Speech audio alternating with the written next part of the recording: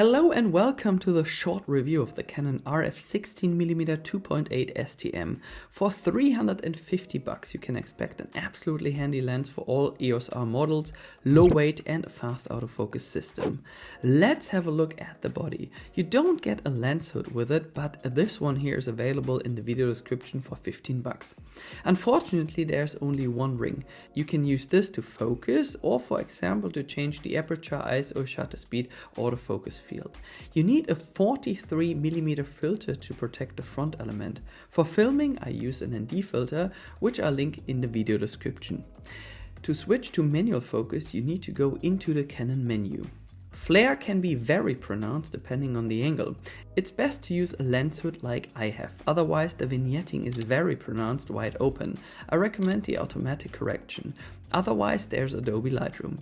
I would worry less about chromatic aberrations than vignetting. Here and there is a slight shimmer. Lightroom will help you here too. I use the lens a lot at home to film my reviews for you, especially if you have little space. The 16mm is worth a lot. Otherwise you're well equipped for travel, ideal for landscapes, nature, interior and architecture. In addition, the 16mm is fast and helps you even in the dark to make beautiful photos. Maybe one or the other uses this lens also for events or weddings. I'm curious about your feedback. Let's take another look at the sharpness. I can't complain on my Canon EOS R5 and EOS R6. Even at open aperture the lens is crisp. Towards the edges the lens loses a bit of its sharpness. If you need some more examples to be convinced, just follow the link in the video description. I uploaded some photos for you also in RAW. The closest focusing distance is just 26 centimeters from the sensor. Perfect for beautiful nature shots with a nice bokeh. I recently uploaded a new video about this. For product photos I would rather advise a 35, 85 or 100mm macro lens. Otherwise really nice and sharp photos. Thanks to the 2.8 aperture you can expect a beautiful and very soft bokeh. Ideal for shooting in natural light or for wide angle portraits in the city.